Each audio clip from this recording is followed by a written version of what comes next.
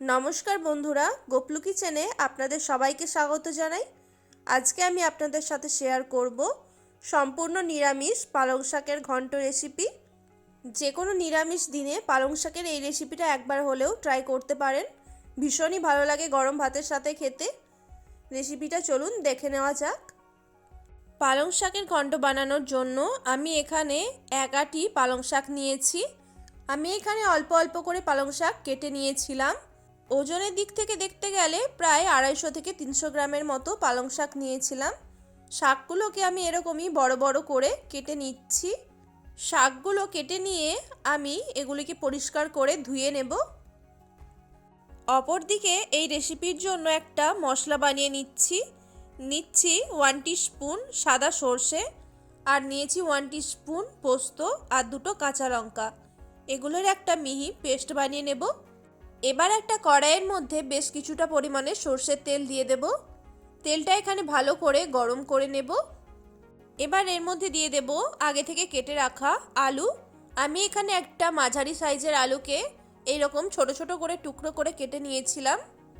আলুগুলোকে এখানে হালকা একটু লাল করে ভেজে নিচ্ছি।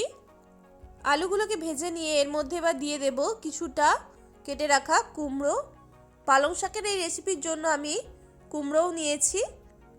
আপনারা চাইলে নিজেদের পছন্দ মতো যে কোনো সবজি দিয়ে পালং শাকের এই নিরামিষ রেসিপিটা বানিয়ে নিতে পারেন।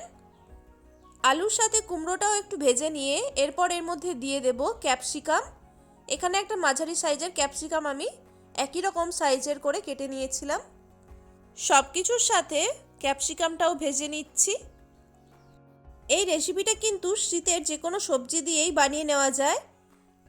আমাদের বাড়িতে যেই সবজিগুলো ছিল সেগুলি দিয়েই আমি আজকের এই পালং শাকের রেসিপিটা বানাচ্ছি। সব সবজিগুলোকে লাল লাল করে ভেজে নিয়ে এরপর এর মধ্যে কেটে রাখা পালং শাকটা দিয়ে দেব। পালং শাকটা কেটে নেওয়ার পর আমি ধুয়ে নিয়ে জল ঝরিয়ে নিয়েছিলাম। প্রথমে অর্ধেকটা পালং শাক দিয়ে আমি ভালো করে মিশিয়ে নিচ্ছি। একটু হিট পেলেই কিন্তু শাকগুলো একদম নরম হয়ে যায়, সেই জন্য আগে আমি মিশিয়ে নিচ্ছি। তারপর বাকি পালং শাকগুলো কড়াইয়ের মধ্যে দিয়ে দেব। শুরুতে শাকের পরিমাণটা একটু বেশি লাগলেও শাকগুলো কিন্তু সেদ্ধ হয়ে যাওয়ার পর একদমই নরম হয়ে যায়। শাকগুলো তাড়াতাড়ি নরম হয়ে যাওয়ার জন্য আমি একটু ঢাকা দিয়ে দিলাম। আর দেখুন, ঢাকা দিয়ে দেওয়ার জন্য শাকগুলো কিন্তু একদমই নরম হয়ে গেছে আর শাক থেকে কিন্তু প্রচুর পরিমাণে জল বেরিয়ে গেছে। সমস্ত সবজির সাথে শাকটাকে আমি ভালো করে মিশিয়ে নিচ্ছি। শাকটা কিন্তু এই পর্যায়ে ভালো মতো সেদ্ধও হয়ে যাবে। শাকটা দেখুন একদমই নরম হয়ে গেছে আর শাক থেকে প্রচুর পরিমাণে জল বেরিয়ে গেছে। 1 থেকে 2 মিনিটের জন্য এইভাবে আমি মিশিয়ে নিচ্ছি একটু।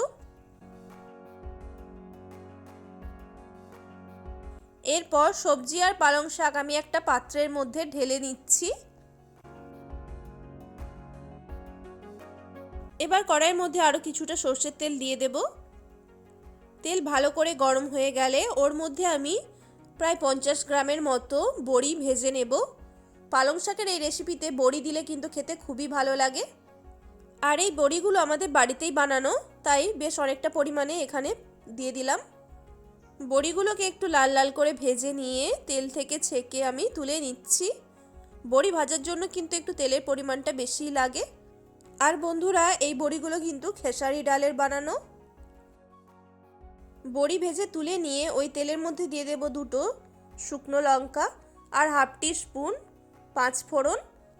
শুকনো লঙ্কা আর 5 ফোড়নটা এখানে 10 থেকে 15 সেকেন্ডের জন্য ভেজে নেব। এর মধ্যে এবার দিয়ে দেব 1/2 টিস্পুন আদা বাটা। আদার সাথে 1/2 টিস্পুন হলুদ অ্যাড করলাম, যাতে আদাটা ভাজার সময় ছিটকে না কড়ার বাইরে বেরিয়ে যায়। আদা অল্প একটু ভেজে নিয়ে ওর মধ্যে এবার বেটে রাখা মশলাটা দিয়ে দেব, যেটা আমি আগে থেকেই তৈরি করে নিয়েছিলাম। মশলার সাথে মশলার বাটি ধোয়া জলটাও দিয়ে দিলাম। এবার 30 সেকেন্ডের জন্য মশলাটা আমি কষিয়ে নেব, যতক্ষণ না মশলা থেকে তেল ছেড়ে যায়। সর্ষে আর পোস্ত খুব বেশিক্ষণ ধরে কষানোর একদমই দরকার নেই, অল্প একটু কষিয়ে নিলেই চলবে। এর মধ্যে এবার স্বাদ মতো লবণ দিয়ে দেব। লবণটা দেওয়ার পর ভালো মতো মিশিয়ে দিচ্ছি মশলার সাথে। মশলাটা এখানে কষিয়ে নিয়ে এরপর ভেজে রাখা সবজি আর শাকটা দিয়ে দিচ্ছি। মশলার সাথে শাক আর সবজিটা ভালো মতো মিশিয়ে দিচ্ছি। গ্যাসের ফ্লেমটা বাড়িয়ে দিয়েই শাকসবজিটা মশলার সাথে কষিয়ে নিচ্ছি 1 থেকে 2 মিনিটের জন্য। ভালো মতো মশলার সাথে মিশিয়ে দিয়ে এবার পরিমাণ মতো জল দিয়ে দেব। এখানে কিন্তু আমি অল্প পরিমাণেই জল দিয়েছি, আর যেহেতু নিরামিষ সবজি বানাচ্ছি সেই জন্য অল্প পরিমাণে চিনি অ্যাড করলাম। সবজিগুলো যেহেতু ভাজার সাথে সাথেই সেদ্ধ হয়ে গেছিলো প্রায়, তাই জন্য এখানে জলের পরিমাণটা একদম অল্প দিয়েছি। এর মধ্যে এবার বড়িগুলোও দিয়ে দিলাম। সব কিছু একবার ভালো মতো মিশিয়ে দেব।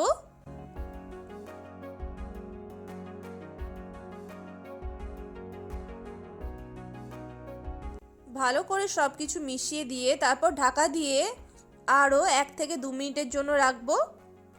2 মিনিট পর ঢাকাটা খুলে নিয়েছি।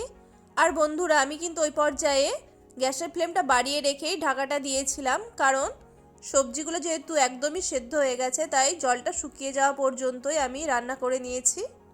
দেখুন, এই পর্যায়ে কিন্তু আমার শাকের তরকারি একদমই তৈরি হয়ে গেছে। সবশেষে একটু ওপর থেকে ভাজা জিরের গুঁড়ো দিয়ে দেব।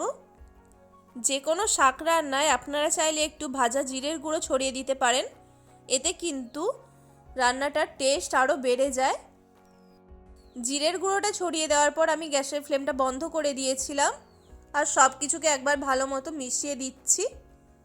দেখুন বন্ধুরা, আজকের আমার নিরামিষ পালং শাকের ঘন্ট একদম রেডি হয়ে গেছে। এবার এটি গরম গরম ভাতের সাথে পরিবেশন করা যেতে পারে। রেসিপিটা ভালো লেগে থাকলে অবশ্যই একটি লাইক করে দেবেন। সবাই ভালো থাকবেন, সুস্থ থাকবেন। ধন্যবাদ।